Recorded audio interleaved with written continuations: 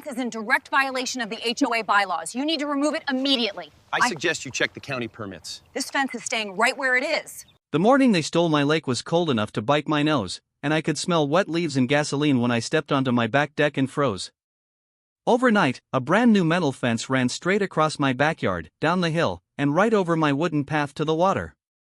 At the bottom, yellow HOA tape slapped in the wind across my dock like a crime scene. A bright orange sign screamed in big letters, "Private HOA Marina. Members only." My coffee went sour in my mouth. That dock was the one place I could breathe after long days, and now all I could see were fresh post holes, muddy boot prints, and the smug, shiny padlock the HOA had slapped on my own gate. It got worse when I saw Karen. She was our HOA president, perfect bob haircut, neon pink fleece, already down at the water at 7:15 a.m. She strutted right onto my dock, hands on hips, talking to a contractor like she owned it. That's when the full horror hit. HOA built a fence across my lake access and trespassed on my dock. Then I pulled the riparian rights. I marched down the hill, cold air burning my throat. I said, "That is my dock." She didn't even turn at first. She just said, without looking at me, "The board voted. The lakefront is now a common amenity. Read your bylaws." My hands shook. All I could smell was fresh-cut lumber and her strong floral perfume mixing in a way that made me feel sick. I tried to do it the nice way. I emailed the HOA that same day, at 9:00 p.m., attaching my survey, my deed, everything. I asked for a meeting. No response. When I finally showed up at the clubhouse, the room went quiet. Neighbors stared at the table instead of at me, like they were scared to be seen on my side. I said, "I just want my access to the lake back." The vice president cleared his throat and said, "The board has spoken." Karen smiled this tight little smile and tapped her pen like a judge. Someone in the back whispered, "Just let it go." They ended the meeting early, claimed they had to discuss budgets. 2 days later I got a letter saying I'd been fined $300 for harassing the HOA on common property. That's when something snapped. I am not a fighter by nature, but everybody has a line in the sand. Mine was that padlock on my gate and that letter calling my dock theirs. I promised myself I'd use only proper channels. No cutting fences. No screaming matches. Just facts. I started reading. Late nights, laptop glow, the smell of burnt coffee at 1:30 a.m. I found the magic phrase, riparian rights. Plainly put, if your land touches the water, you have a legal right to access and reasonably use it. My deed showed my boundary line running right into the lake. Their fence and their so-called marina crossed it. So I went into full nerd mode. I lined up photos, emails, and call logs in a binder.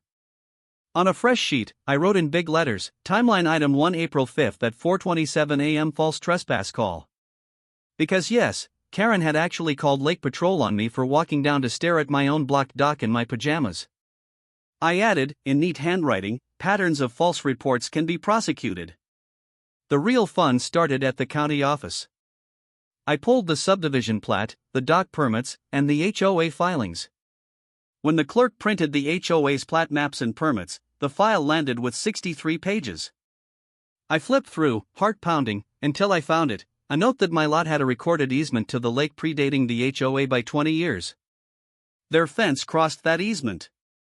Their marina posts were drilled inside my property line. I filed a formal complaint with County Code Enforcement and the State Water Resources Office, stapling copies of everything. Then I sat back and waited. On May 3, 2024, at exactly 10:00 a.m., 3 white trucks rolled into our neighborhood, county code, state water inspector, and a sheriff's SUV with its lights flicking in the morning sun. I watched from my porch as they walked straight toward Karen's precious fence with clipboards. The payoff looked like a movie. Karen had called a special HOA lake dedication that same Saturday. Balloons, a folding table with cheap cookies, a handwritten sign that said members only beyond this point. She was holding scissors for a ribbon cutting when the inspector cleared his throat and said, "Ma'am, we need to talk about this structure." Neighbors stopped mid-bite. Phones came out instantly. One guy whispered, "I'm live streaming this." The inspector pointed to my survey and said, This dock and these posts are on Lot 14's property, not HOA common area. The fence is blocking a recorded riparian easement. The sheriff added, and we have multiple reports that the homeowner has been blocked from his lawful access. Karen tried to laugh it off, saying it was a misunderstanding, but her face went the color of her pink fleece when code enforcement handed her a bright yellow notice and said the word violation loud enough for everyone to hear.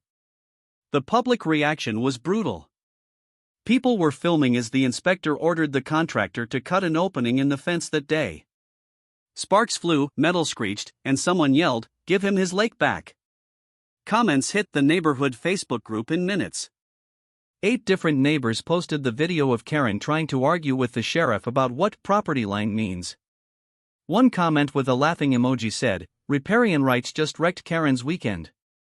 When the board tried to spin it as a simple correction, someone uploaded screenshots of the letters they'd sent me. I didn't have to say a word. The county later mailed me a letter saying the HOA was fined $5,000 for unpermitted construction and ordered to remove every post they'd cemented into my land. At the next meeting, the sheriff's report sat on the table like a brick. Karen quietly announced she was stepping down for personal reasons, eyes shiny, hands shaking. Now when I walk down to my dock, there's no padlock, no yellow tape, just the soft slap of water under the boards and the smell of fresh cedar from the repairs the HOA was forced to pay for. My neighbors wave again. One older couple came by with cookies and said, "We're sorry we didn't speak up sooner." The new board sent me a written apology and changed the rules to say that riparian lot owners' access cannot be restricted without their consent. Karen lost her position, her little empire of fines, and, from what I hear, a chunk of cash to cover the penalties. I got my lake, my peace, and a thick folder of proof that sometimes the quiet, boring path, deeds, maps, and law hits harder than any shouting match. Please follow for more HOA showdowns like this. Do you think she got what she deserves? Comment below.